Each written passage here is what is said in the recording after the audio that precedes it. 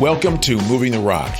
Whether sales is all you do or only part of what you do, the strategies and tactics of success can often feel split between two realities. You can become someone you're not to earn the recognition and praise of people you don't respect, or you can try to figure it out on your own, knowing you'll underperform your potential. We're here to offer a third way. The idea that you can't have success without compromise is just wrong. You don't have to compromise to win in the long term. You can play the game in such a way that you win in the short term and the long term. Through our hard lessons learned, we can shift your way of thinking and create a better way. I'm Chris, founder of SiteShift. And I'm James, founder of Florist Group. If you're tired of the status quo, we're here to help you move the rock on your career, your business, and your life. Welcome. Jimmy, let's do it again, man. Glad to be here with you. Good to see you. Good to be seen, baby. Yeah, we got sun, and it's going to be a nice weekend. I cannot wait. Spring has arrived. Yeah, I might have to shave this beard. It'll feel hot, the weather changing.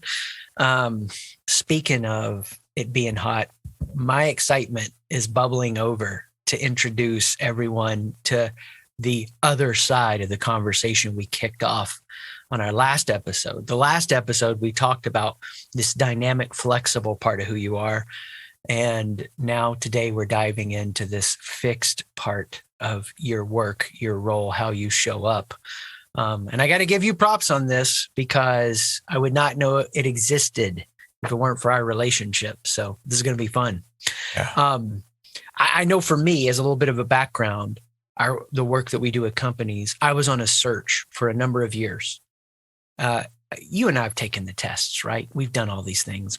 How many of them are? We study them. You've got even more background than me, years and years and years. But I was trying to really pay attention to the world-class ones and the new ones.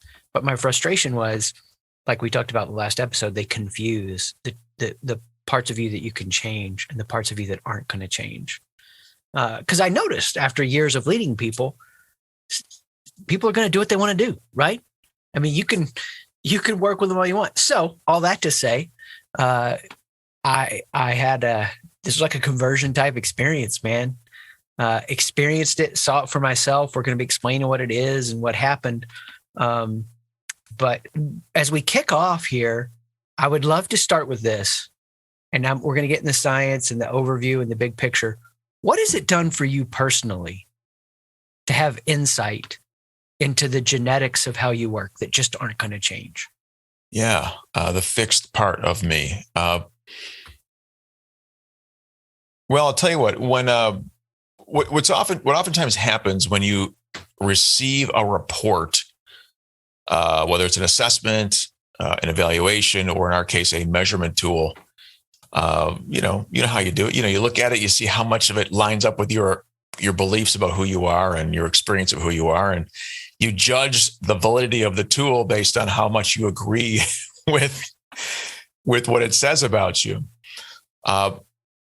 And that's human nature, and it's totally acceptable. What was great about the report that I received, it's called the Position Success Indicator, the PSI. What was great about the report is it's several pages, and it looks at 150 data points in multiple ways. And I gravitated to this one page that has colors, and, I'm a visual guy. So yeah, it's the most graphic way of expressing the data. And I saw the fingerprint, the DNA picture, the readout of me at my truest sense, my truest form, not the me I wish I was, not the me I tried to be, not the me I would convince myself or try to convince somebody else I am. And the wake up for me, man, the wake up call was, holy shit, this is me. And you know what?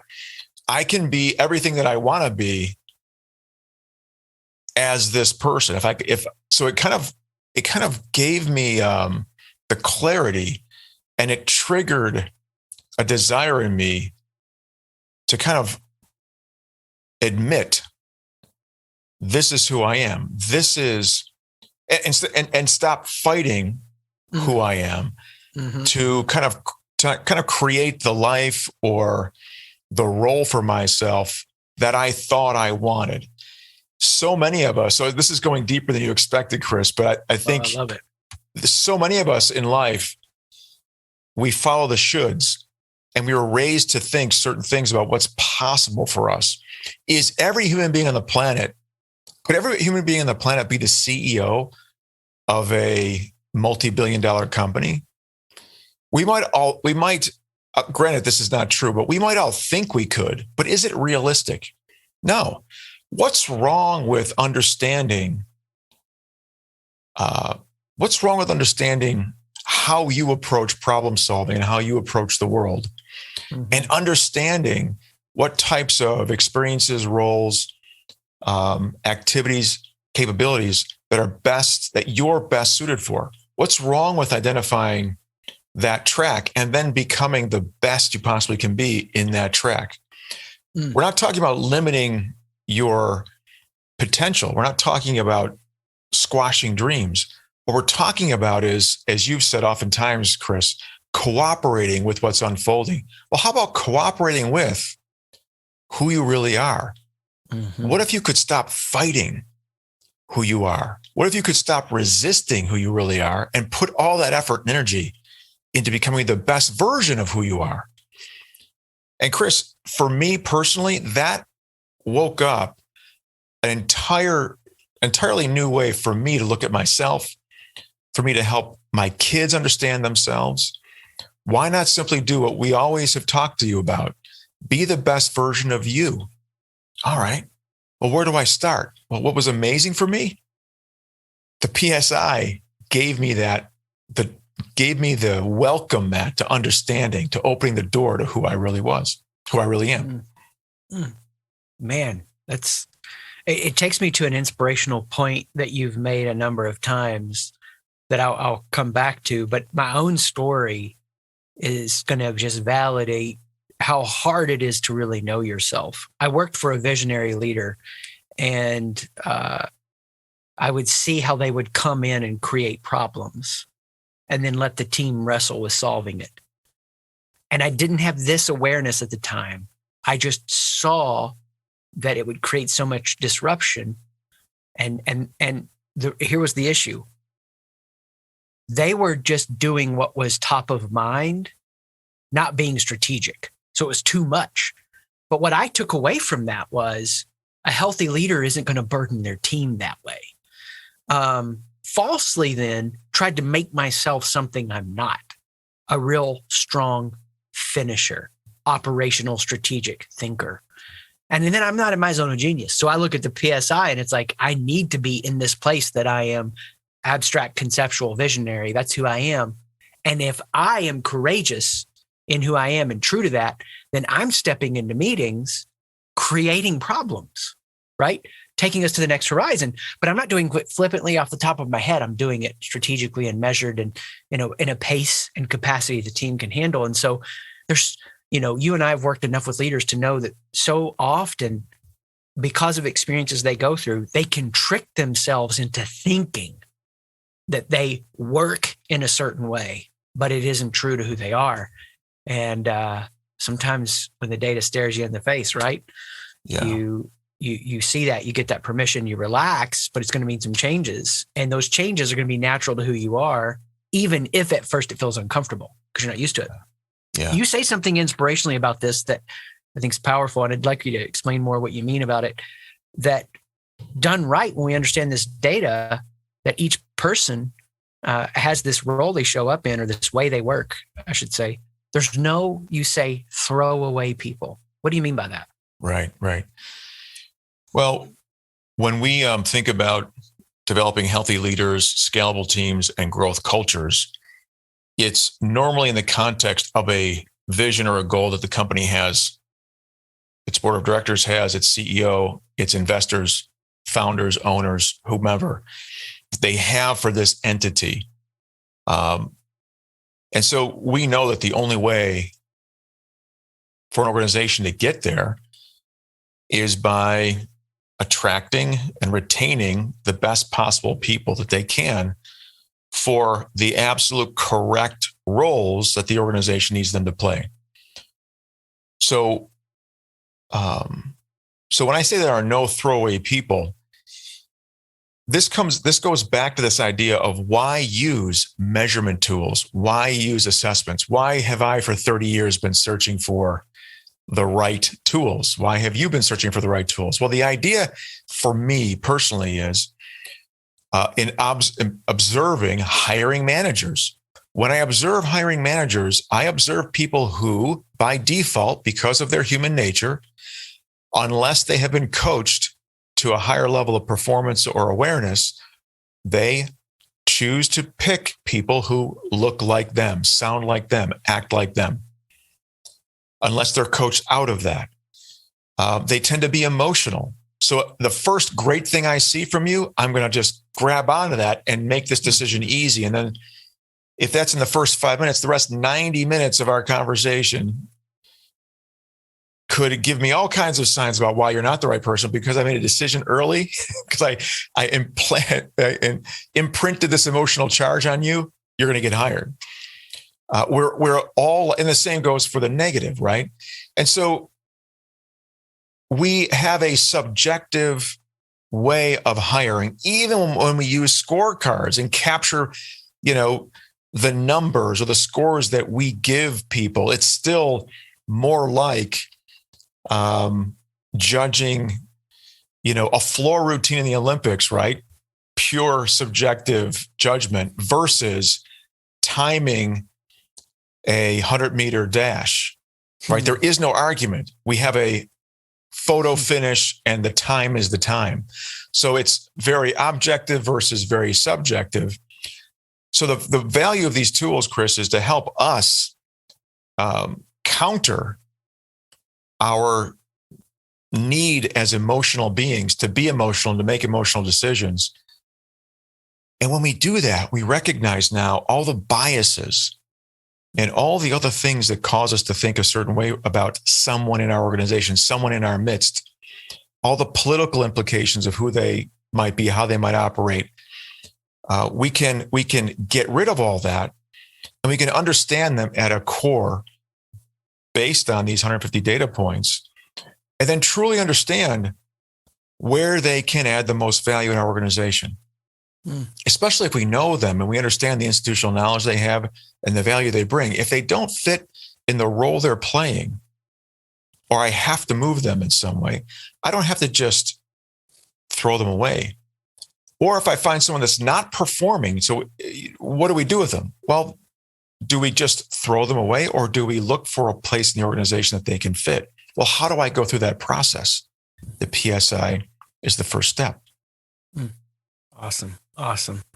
It's there are people that are listening to this now that know that idea where they're looking for that mirroring coming back, and it's so damaging in the way they hire and build a team. But I think even for the advanced listeners, what's been so powerful for me is to see this tool data ties my gut and intuition. Because your intuition or gut, the more you lead, the more you upgrade it, the more you build your awareness, is going to be right a lot of the time. But it is so powerful to have a piece of paper with data on it that has been tested and verified, and you go, man, I thought that, but it is good to see it on paper. Right. Well, Chris, let me interrupt. I mean, who gives a shit if it's right a lot of the time? Honestly, let's just be real. I mean, and I put myself in this category. Your gut. How often is your gut going to be right? Yeah. Is it, what statistically, it's not even right 50% of the time. And guess what that means? You're better off rolling dice, playing the craps table. Your odds are better playing craps than they are trusting your gut when making decisions about human beings and what role they can play or not play in your organization. And let's just think about the implication of being right or wrong. Let's just think about the implication of being wrong. You're messing with someone's life, their livelihood, right? They may have family, mortgage, all these things depending. Now, are you responsible for all that? To some degree, you're responsible for that decision, pulling them out of a job or putting them into a job they're not prepared for, and the impact on their life, as much as you can control the accuracy of that decision. So yes, if there are no throwaway people also refers to this idea that just because the company can survive making a bad decision, well, we hire them, they don't work out, we'll just replace them. Who gives a shit? Well, I'll tell you what, who cares? That person that you pulled out of a job and put into this job, this new job, not knowing if they would be successful. How about this? Let's do everything we can to figure out if they're going to be successful. But then let's think about what the company, what the company has at stake in terms of not choosing the right person. You chose the wrong person. Now, how long are you going to have to live with the wrong person in this role? How much of your manager's time are you going to spend developing this person? How much of your onboarding and training are you going to invest? How much is it going to cost you in terms of the opportunity cost to have this person in a job, not delivering the at the level that you need them to? And then let's think about how decisive the organization is. Do you have metrics in place that are going to help you figure out when is the right time to pull the plug on this person? The vast majority of organizations don't. So what do? The first time they show up is not being able to do the job, we give them a pass. We give them another pass. We give them another, it's not 3 strikes and you're out. Most hiring managers have absolutely no idea when to let go of a person that isn't performing. And the biggest reason they're reluctant to do that is because they really don't have a sense of how to replace them effectively. Should I replace this person with another gut instinct? Well, this first gut instinct was wrong. Maybe I let go of them and replace them. I get someone worse. So this idea of not knowing how to improve causes us, in many cases, to hang on to mediocre folks. And then what ends up happening? That snowball ends up creating an organization that has a lot of mediocre people in it. And then we end up building an organization that's mediocre. And while we might have superstars or heroes that we depend upon to pull us out of the weeds, we create barriers for our own growth because we don't know and because we're not able to find the tools that can help us out. Dude. So yeah, we're hurting people, we're wasting resources, and we're creating a false ceiling to the potential of our organization through mediocrity. Yeah. So there's a lot on the line here. Now, what I want to do is we're going to come back to the individual awareness, but this data that we gather produces a big picture view, the overall team report, the GMI, and we can see where everybody is at. Now, for me, it is hard to state the value of seeing this image for the first time. But when I saw it, and this as we show it to companies, it's like, yeah, I want that for my team. When I saw it, what I saw for what we were doing in building an organization was truly, no exaggerated statement, like shining a light into all of the places you could have a dark corner in building a team. It's like, ooh, we're a little out of balance here. We need a person here. And you can just see this picture coming together. So tell us a little bit about what this report is and what people can expect when they get that for their team. Yeah. It's the team success report. And that when you say GMI, you're referring to the growth multiplier index, which is the suite of tools that we use. Yeah. Because this idea here is, SiteShift develops healthy leaders. Florist Group transforms healthy leaders into growth multipliers. And so what's amazing here is that what this tool did for us, for you and I, can't be overstated. Because if for anybody on the that's listening in, if you've ever built a company and you've assembled a bunch of founders together or top producing leaders together, and this is going to be the core nucleus of the organization as it grows, right? It's challenging when if it's not obvious, and even if it is obvious, as to what role each of you plays. Without a clear definition of the roles and why you're in those roles, it can be confusing. We can bleed over, and we can also not know when we overstepped our role, and we can also miss opportunities that bring people into the organization that can fill a gap. Because you know what it's like when you're a top performer and you're ambitious and you're smart, you can do it all. So why not just do it all? We don't need a third person or a fourth person or a fifth person to round us out.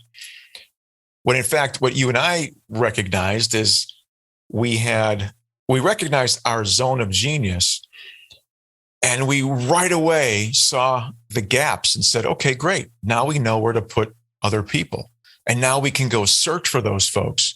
And I'll tell you what, for me, I'd love to hear what it meant for you. But for me, it unburdened me, just in the same way that understanding my capabilities helped me focus on who I am and allowed me to become the best version of who I am. This allowed us, I think, to focus on the business and have a systematic way that we could build the business into the best version of it that we could. I love that. Yeah. I mean, when I first looked at the TSR, the Team Success Report for our organization, I was like, oh my gosh, the imbalance is so clear. The lack of ability to scale is so clear. It's so intuitive. You grasp it immediately and you start to figure out, the parts and pieces and what makes up the whole. And so, yeah, literally a relationship I've had since 2011 with one of my key partners, one of our key partners now. And the way that it got him into his zone of genius with his role, and the way that he has absolutely crushed and performed at the highest level on so much we've done over the last year, just from getting into that fixed spot that was natural for him. He's got the flexible work down, this fixed part, just awesome. And then to grow our team and go, okay, this is what we need next. Right. What's been really crazy is meeting with organizations now, even before they go through the TSR, I can consult where they're experiencing pain based on just meeting the team and asking a few questions.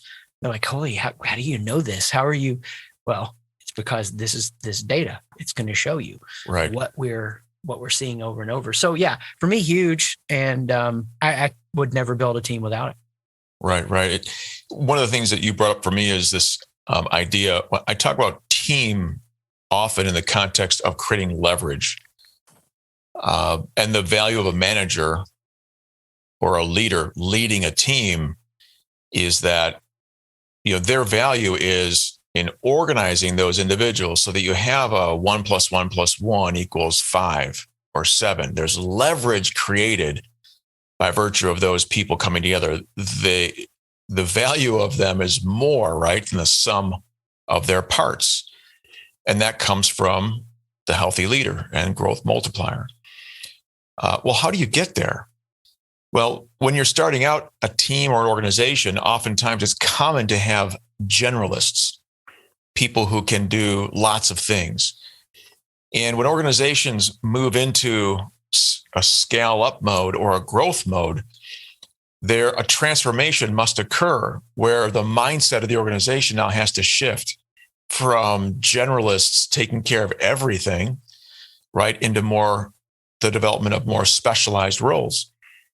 And so the PSI, in terms of understanding our natural capabilities and then helping us apply those natural capabilities to the roles that we are playing, first off, it can help you understand it as a starting team, as a founding team. Do you have enough generalists to get through the initial risk phase, the initial time that's required to get through startup?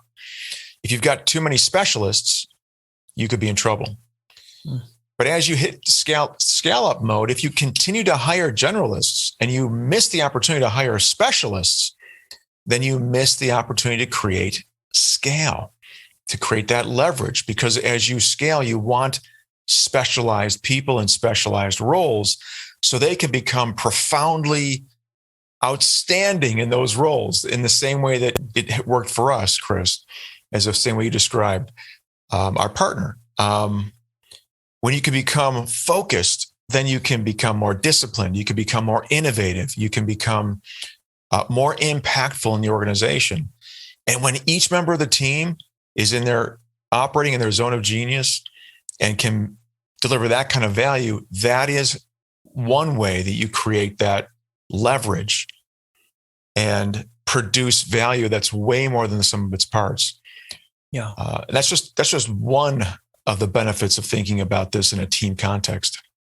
Yeah. It's building out this whole picture. It's hiring, it's placement, it's shifting and adjusting. I mean, and as the team leader, you then know I am not leveraging this person unless they shape it from their strengths. I can come in with the problem or the vision, but I have to look at what I have as half baked and they fully bake it through them applying their uniqueness to it, their gifting. Now, here's the thing. So we're talking about this TSR. Let's zoom back down to the PSI. The PSI is the individual report. TSR is the team report out of that. What's so powerful, people go through this, they see the TSR, they're like, ooh, we need to learn about each of us as individuals. So when they get the PSI, they're getting this multi-page report that talks about, work and the role of work and the specifics in a way that I've never seen broken down. I find it so powerful.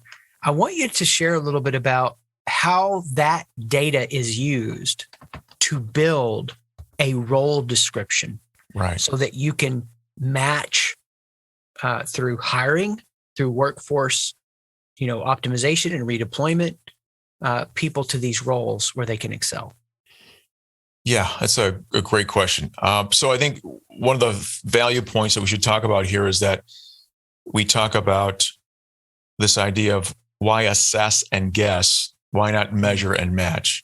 And so we talk about measuring and matching because we're able to leverage the PSI to understand, and for the short abbreviated term that we use is your performance mindset or your natural work style. But if we're using the PSI to understand the DNA that makes up your performance mindset, we can also use that. We can also use the tool to define the operational DNA of the role.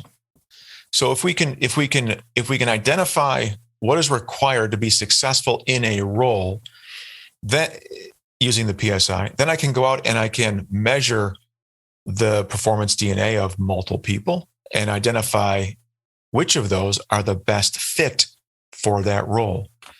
So this is the only tool that we've come across. And by the way, I mean, these assessments have been around since the end of the Second World War, right? When personality became a thing and it gave us the first look at how we could understand people from an assessment perspective. But in the last 70 years, there really hasn't been any significant innovation in any assessment tool, whether it's personality, behavioral, cognitive, whatever. Because the problem is all those tools are doing is evaluating the individual. And then what do you do with that data? Mm-hmm. Right? What we can do with this data is we can codify or datatize the role definition, and we can codify or datatize our understanding of the human being, of the employee, and we can identify that match. So this is the first time in history that we're able to actually use data to create that handshake. And again, not to make a decision about who's in and who's out. There's lots of other factors that go in, like experience, like temperament, other areas of fit that have to be assessed by the human being. But this is a great first step, and it's a great way to make the hiring process easy. Instead of reading resumes of 50 or 100 people, you might be only looking at resumes for maybe 5 or 10. We're able to actually fill most of our sales roles by just talking to 8 people when we use this tool to filter our candidate pool up front. The other powerful thing about this is, and I misspoke a bit, I'm being a little technical here, but I misspoke a bit when I said I'm not built to be a CEO. What I really should have said was I'm not built to fulfill the role definition that is common for a CEO. If I was going to build my company and I wanted to be the CEO of that company, I would redefine the role of the CEO to match my performance DNA, which would be, I'd be a selling CEO. Let's just use that shorthand. Okay, great. You're a selling CEO. What that means is all the other components of a traditional CEO role, I'd have to go find someone else to fulfill those components.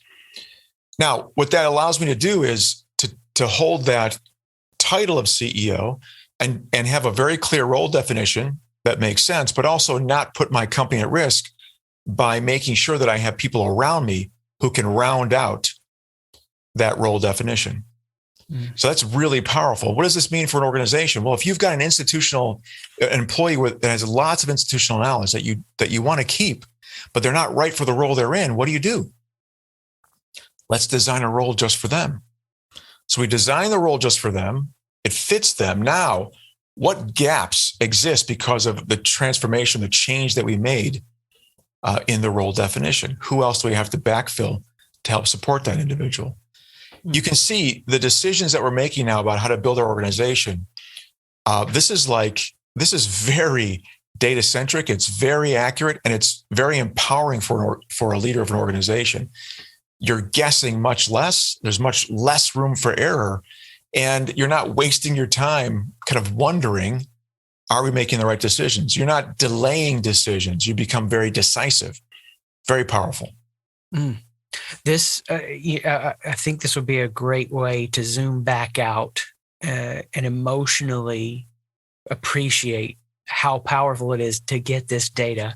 So I want to ask you this question. I'll share one first as we kind of think about closing down. But where have you been most personally moved seeing the light bulb go off for somebody when they understood themselves? So I'll go first with the TSR. And, somebody we'd worked with for a number of years, seeing their placement on that team success report, which of course then generates the PSI data about their individual work style, their natural work style, but seeing them take an issue that we had spent 10 or 12 coaching chats over, that they were grinding on and trying to change themselves. And then that report saying to them, this is who you are. And for them to go, I would have thought I was here, but I see myself here. And it completely makes sense. Now they're not fighting against who they are, and they can be better for it. What about for you? Any story come to mind? Yeah. Well, we do a lot of recruiting in sales for sales environments, and we work with a lot of high growth organizations. And what's interesting about those organizations is they're compiled of people, executives, leaders, people who come to their roles with assumptions based on their past experience. And what's wonderful about the PSI is it has the potential to destroy assumptions that hold us back as leaders. And I'll just give you a super simple example. In the sales world, there's a role called SDR, or Sales Development Rep. And these are folks that sit between marketing and sales, and they are responsible for oftentimes making cold or warm calls to prospects to set up appointments for the account executives. And it's a critical role for a high volume and growth-centric sales force. It's also a role where the tenure is maybe 9 months. The effective tenure, it's on average is probably 9 months. Probably at max, you might get a year to 18 months out of somebody in that role. And the reason that's true is because oftentimes the role is used as the entry level, an entry point into a sales organization. So if you're new to sales, start off as an SDR, get your feet wet, make some cold calls, and over time we'll move you into an account executive role and teach you how to sell. And that's where you make the big money. The problem is if you have turnover in a role like this, that's so pivotal for an organization, it actually degrades your ability to scale. So what's the answer? Well, the answer isn't to try to solve for the assumption that you're making that the average tenure is going to be somewhere around 9 months for this person, because the job is so difficult. And the only people that take the job nowadays are people who want to be someplace else. Imagine trying to get high production out of someone in that role. So what do? Well, what if you could hire someone who was born to do that role? What if you could hire somebody who loved that kind of work and couldn't see themselves doing anything else? And what if you had the ability to datatize that role and then measure and match the candidates that you talk to for that role? So now you don't have to worry about the salesperson or the sales candidate selling you on how perfect they are for the job, right? Negotiating salary, all that stuff. You don't have to worry about going through that process with somebody who really doesn't mean it, who just wants to pay their mortgage or just wants to get into your company or just wants to start a sales career. You can avoid all of that and have an understanding up front that you're only going to talk to people who were born, who have the capability, natural capability for that role. And by the way, because they have a natural capability for that role, their ability to kind of branch out from that role is going to be limited. Their interest in branching out from that role is going to be limited. You're going to hire someone who's a good fit. And as you and I often say, Chris, fit oftentimes equals grit, right? If you're the right fit for the role, and any listener can imagine this, when you've ever been doing something that you were meant to do, are you more motivated to do it? Are you more resilient in that role?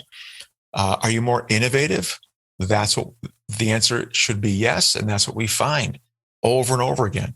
So when we say this is a great tool for growth, we've actually been able to validate that over the last decade of tracking people who've gone through the process and then have been placed. And we definitely have a validated tool that allows you to make decisions far better than gut and far better than any other tool available in the market because of that ability to measure and match. Oh, that's awesome. Measure and match. Measure and match. Don't assess and guess. Right. That's the takeaway. And if you're in a place that you're assessing and guessing, admitting that is a first step, but you don't have to stay there or suffer there. So thanks so much, Jimmy, for breaking it down for us, and mucho appreciation for connecting me to this vision and how much it's already impacting not only who I am, but the team we're building. Pleasure, my man. Great talking to you. Until next time. Yeah, peace. Thanks for listening. If you've learned something or were inspired to try something new, please rate the podcast and share this episode with someone you know. If you'd like to learn more, visit and connect with me, James, at florissgroup.com, FLORISS group.com. And if you want to connect with me, Chris, check out SiteShift, SIGHT shift.com. Peace.